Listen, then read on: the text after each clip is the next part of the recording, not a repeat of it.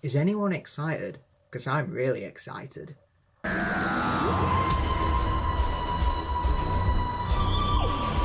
Hello my faithful watchers, and welcome to a new series on my channel that will be reviewing each individual episode of Doctor Who Series 11, or Season 37 depending on your geek levels.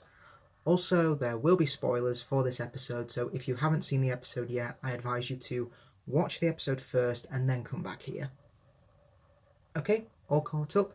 Now let's begin at the start of it all with Episode 1, The Woman Who Fell to Earth, written by new showrunner Chris Chibnall and new director Jamie Childs.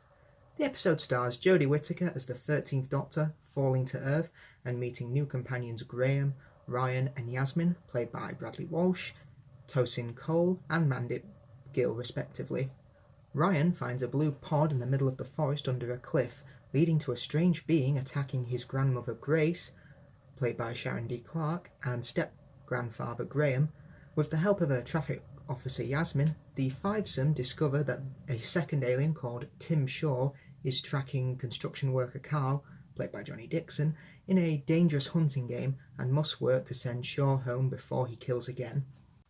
The best way to describe The Woman Who Fell to Earth is new, which is pretty obvious considering we have a new Doctor, new companions, new showrunner, new writers, new directors, new composer, new visual effects team, and probably new T-Boys as well. But this definitely works in its advantage, and I can safely say it's a great starting off point for newcomers if they want to tune in. The episode cleverly starts with a vlog by Ryan on YouTube talking about the best woman in his life. Now at first I, and I think of a lot of other people as well, assumed he was talking about the Doctor, but the episode reveals it was another important woman in his life, which I'll talk about in a while. We then cut to Ryan trying to ride a bike on the hills with Grace and Graham, but his dyspraxia is preventing him from riding it successfully. Quite cleverly, the episode does show us his disability and how it affects his life, and thanks to a great performance by Cole, you can see his frustration and you're totally behind him when he throws the bike over a cliff. And he even comes back in the climax of the episode when he and Yasmin are climbing the crane to save Carl, and Ryan slips and nearly falls, but he keeps going, saying he can do this. Now this could be an interesting trait to follow up on, as he won't let his disability get the better of him. But on top of that, we also have Graham not having much of a connection with Ryan, despite his best to help him through his disability. Graham, I felt, had good chemistry with Grace, and you do feel that they care for each other and they're able to use their initiative, which comes to head at the finale when they clear civilians away from the construction site and rig a device to defeat Tim Shaw. However, they do find themselves enjoying the action, which I found really likeable. Yasmin is also a welcome addition, showing to be very calm in a crisis and wanting more from her job as a traffic officer. But I felt in this episode she was a bit underused and seemed to be there to ask a lot of questions. Now don't get me wrong, all of them here seem to be asking questions, which is the role of the companions, but I hope she just gets more to do in future episodes. Now of course I have to talk about the star of the show, Jodie Whittaker as the 13th Doctor, whose casting no doubt caused a lot of raised eyebrows of divisiveness, obviously because she's the first female Doctor, though there's many silly people out there saying it's the BBC pushing some agenda, feminazi propaganda, PC box ticking, blah, blah, blah. I can safely say that anyone who says that are clearly talking out of their asses. Believe it or not, the whole gender change thing is mentioned once. There you have it. Throughout the episode, not for 1 second did I not believe Jodie Whittaker was the Doctor. She brings so much warmth, energy and enthusiasm for everything, which makes her a great contrast to the 12th Doctor, who was more subdued and more serious. This isn't a slight against Peter Capaldi, by the way, as it's great to be different from the predecessor so as to not draw too many comparisons. Whittaker reminded me a lot of previous Doctors. She had the northern accent of Christopher Eccleston, that's pretty obvious, the zany and eccentric, almost professor look that Sylvester McCoy would inhibit, mainly in his early years, but still kind of kept it throughout his next 2 years, which, while it was a bit less obvious. The eccentricity, I think, was still there from McCoy, and the fast talker that David Tennant and Matt Smith were famous for, but she definitely felt like an alien presence. And I'd even say she had the screen presence of, say, Tom Baker and Colin Baker, who, whenever they came on screen, you always followed them. And I think the same with Whittaker here. Whenever she's on screen, you're always interested in what she has to say and what she'll do next. It's a great combination I'm happy to see on screen, and hopefully if these traits combined, we'll soon be able to see her possibly maybe adopt a bit of a darker persona at times, as I feel Whittaker could be great at pulling this off. And one of the things that this new Doctor seemed to establish is that she's just a traveller, which I'm totally on board for. Now, since the start of the new series, the Doctor has become a bit of a legendary figure, giving titles like The Oncoming Storm, The Man Who Can Turn an Army Around at the Mention of His Name, The Last of the Time Lords, etc. While in theory, there's nothing wrong with making the Doctor the stuff of legend, I do feel it's a step in the right direction just to make her a traveller again, which is almost evocative of the classic era. Now, I think this is equally a good way of getting new viewers on board, as well as reminding old viewers that this is still the same programme that's been here for the past 55 years. Key moments for me throughout the episode were I loved her speech about change, and that everyone in the universe is capable of evolution, but staying true to yourself and who you are. At the same time, we can look back on who we are and still choose who we want to be next. And to top it all off, the speech ended with the whole, "I'm the Doctor." It was at that moment for me that Whittaker truly became the Doctor. A bit of panic, adrenaline and outrage, all rolled into one. I can't wait for further adventures with this new Doctor.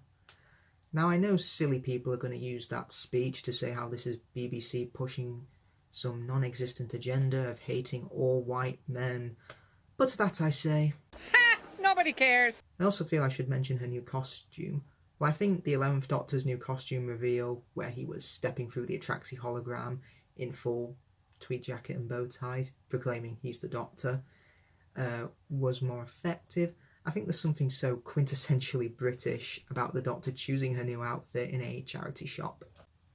Now, let's talk about the villain of the episode, Tim Shaw, which was probably the weakest part of the episode for me.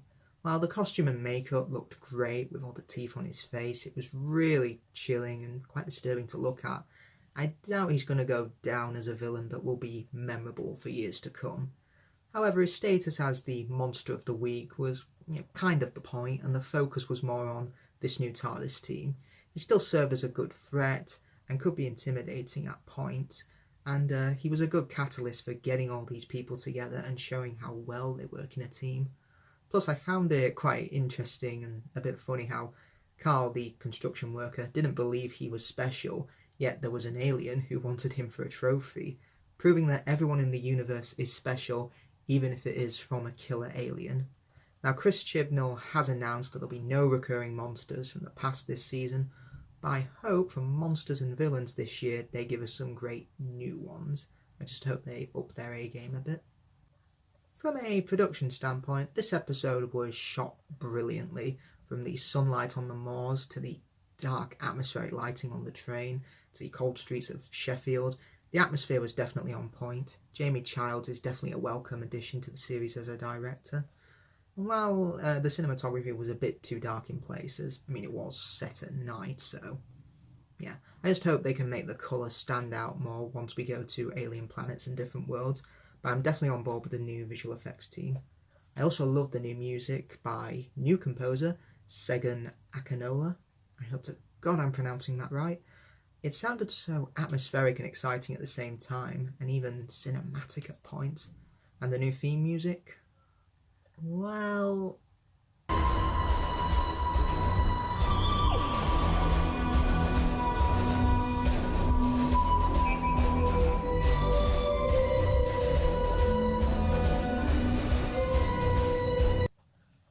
you can definitely say I'm romantically infatuated with this music.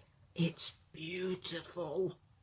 Now, let's talk about the big spoiler moment that caught me, and I hope everyone else, completely off guard, and that was the death of Ryan's nan, Grace. When she first appeared, I thought that she'd be a character like Jackie Tyler or Wilfred Mott, a relative who stays on Earth waiting for her friends and relatives to come back, not really wanting to travel, but okay with her friends and family, going out and seeing the universe. And even when I was watching, I wanted her to be a companion as well, because she just showed a lot of strength and likability to herself, and I really hope she stuck around. Oh boy, was I wrong. To sum up, Grace dies helping the Doctor defeat Shaw, but falls from the crane and dies in the process, and telling Graham to not be scared, it was just so effective. We then cut back to the beginning of the episode with Ryan, who reveals it was Grace who was the most important woman to him, and he'll do anything to make her proud. And then we cut back to what was going on at the start with Ryan trying on the bike again, which I thought was a really good callback, and he'll do anything to overcome his disability and coping with his grandmother's death. It was really effective. There was also, at the end of the episode, Ryan's dad not showing up to the funeral, and maybe his relationship with his dad could be an interesting thing to pick up on. Graham also has a survivor's guilt, as Grace was his chemotherapy nurse that saved him from cancer, and doesn't even think that he should be here today. And again, I think that's another trait that has a lot of potential. And I loved the Doctor's speech about taking your loved ones with you wherever you go, thinking what they would say when you achieve life goals without them. It was almost like the speech that the second Doctor gave to Victoria in Tomb of the Cybermen. It was so brilliant that we can think about our loved ones when we want to, if we close our eyes and just think about them there. It was such a great moment. So, to sum up, The Woman Who Fell to Earth is a great new start for this new era of Doctor Who, with an excellent reassuring lead, superb companions with a lot of potential, marvellous direction, and music that has left me wanting more, and I'm only sad that the rest of Series 11 isn't here yet. When compared to other Doctor debut stories, I'd probably put it 4th, so below episodes like The 11th Hour, Power of the Daleks, and Spearhead from Space, but probably just above Rose, I think. Just a quick note, I don't count An Unearthly Child because it's not really suffering from post-regeneration effects, it's just the first story, but that's just me. Well, everyone, that's all from me. Be sure to like and share this video. Let me know in the comments below what you thought of this episode, and what is your favourite Doctor debut story? And don't forget to click below and subscribe. Let's get a shift on.